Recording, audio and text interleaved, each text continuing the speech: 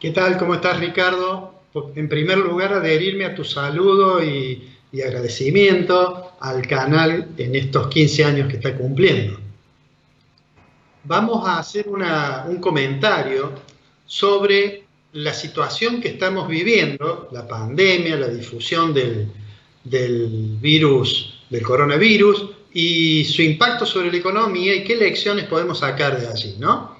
Cuando uno revisa la Bueno, historia, Cuando uno revisa la historia, te decía, en realidad ha habido desde los orígenes de la humanidad, ha habido situaciones de epidemias, ¿no? Uno podría decir, desde el relato bíblico que está en el Éxodo, en el Antiguo Testamento, de las plagas de Egipto, pasando por quizás la epidemia más conocida, que fue, digamos, la peste de principios del siglo XIV en Europa, la peste negra, pero no solamente han sido cuestiones del pasado, durante el siglo XX hubo muchas epidemias. Comenzado el siglo XX, en la segunda década, la mal llamada gripe española, y en el siglo XXI, por supuesto también, el SARS, aquella epidemia que también se originó en China,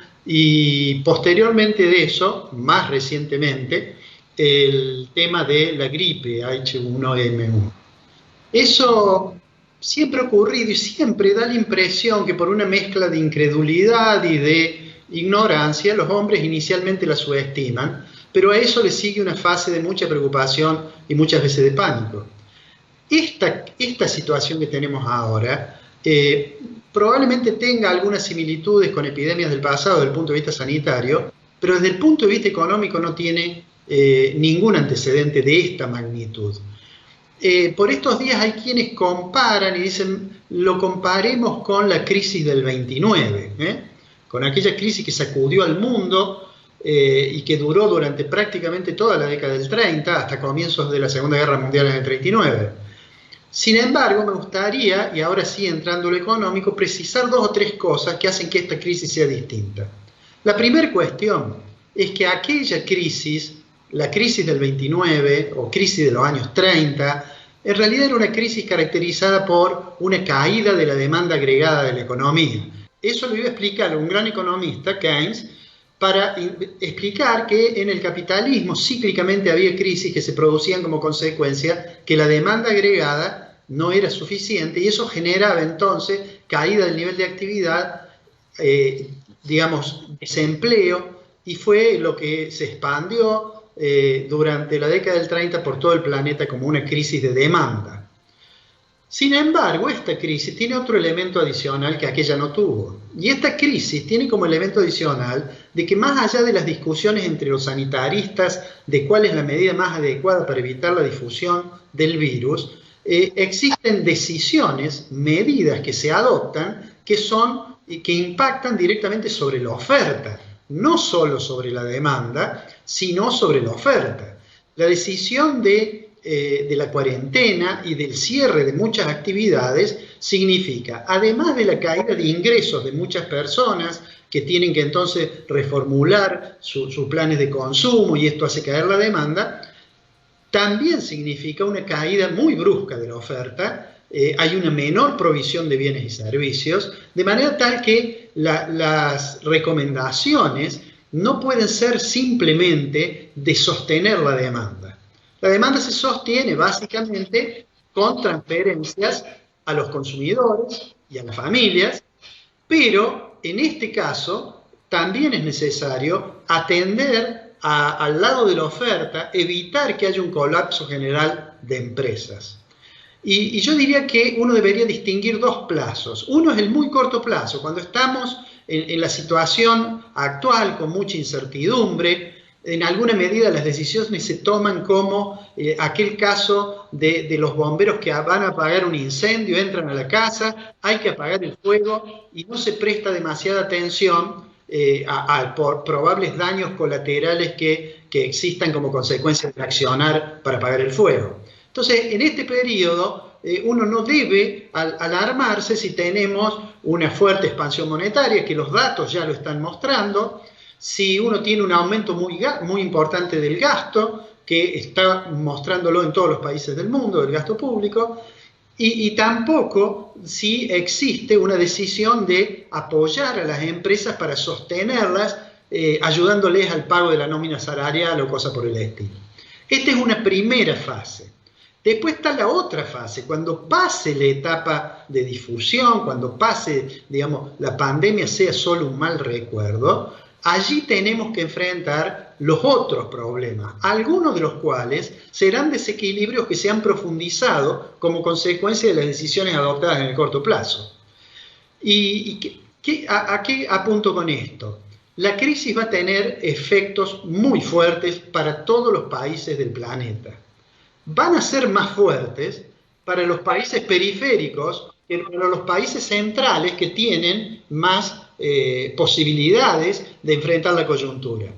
Y para Argentina en particular, mi impresión es que van a ser consecuencias muy negativas porque además nos toma con una situación previa en que Argentina venía arrastrando una situación recesiva, una situación con altas tasas de inflación, una situación con las cuentas públicas que no estaban en orden. Y entonces en este periodo en que hay que aumentar el gasto, en que caen los recursos porque caen las recaudaciones, en este periodo entonces se va a profundizar muchas de esas dificultades.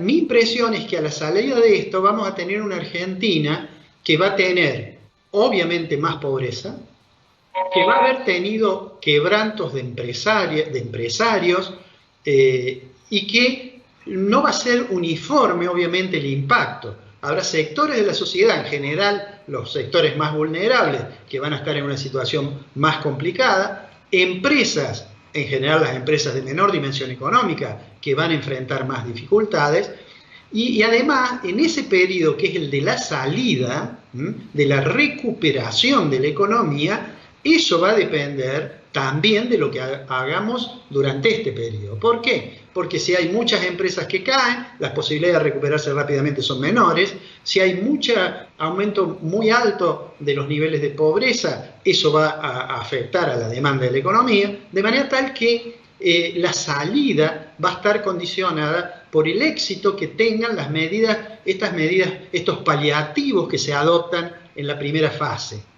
Ahora bien, las decisiones pueden ser correctas, pero además hace falta que sean bien ejecutadas. Es decir, la eficiencia en la aplicación de los recursos puede llegar a condicionar el éxito o el fracaso de las medidas, por más que hayan sido decisiones correctas. Por ejemplo, si yo decido acompañar a las familias en sus ingresos, aquellas que han perdido ingresos como consecuencia de la cuarentena, bueno, el éxito dependerá de que efectivamente llegue y que no haya en el medio, digamos, errores en la implementación, burocracias y muchas cosas que hagan que el recurso finalmente no cumpla su objetivo.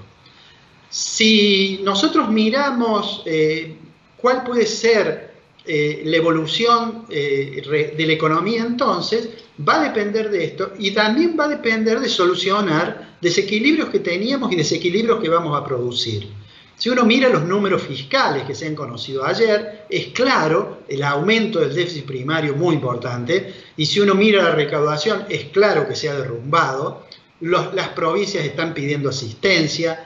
Hay quienes incluso han empezado a sugerir que debería no solo emitirse dinero, sino cuasimonedas. Es decir, hay una situación digamos, muy compleja en el marco del cual se deben tomar estas decisiones. Mi impresión es que vamos a tener por delante unos meses muy duros, Ricardo. Argentina además la toma, y lo hemos dicho en otra oportunidad, a la mitad de una reestructuración de la deuda que fue presentada la semana pasada y que hoy ya hay algunos fondos que han dicho que no aceptan los títulos que les ofrece a cambio la Argentina.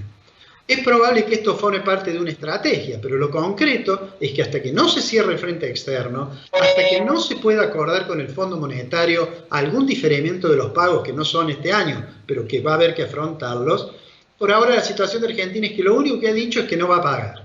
Mañana hay un vencimiento que Argentina no va a pagar, de bonos de estos que se van a reestructurar, Y ahí se va a abrir un periodo de 30 días para ver si efectivamente cae en default.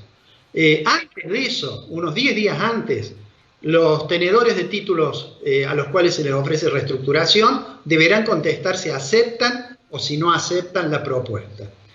No nos ayuda además el contexto internacional, más allá de que algunos analistas dicen que esta situación tan crítica del mundo puede volverlos un poco más sensibles, por conveniencia, a los tenedores de los títulos. Pero lo concreto es que por ahora allí hay un tremendo interrogante.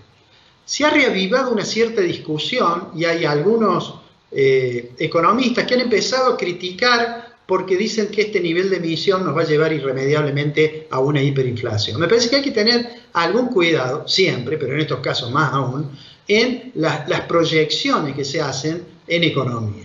En realidad es cierto que una tasa de expansión de la cantidad de dinero como la que vamos a tener puede crear problemas, pero también es cierto que el gobierno debería estar preparado para que, pasado la pandemia, recuperar ciertos equilibrios con más prudencia fiscal, con más prudencia además monetaria.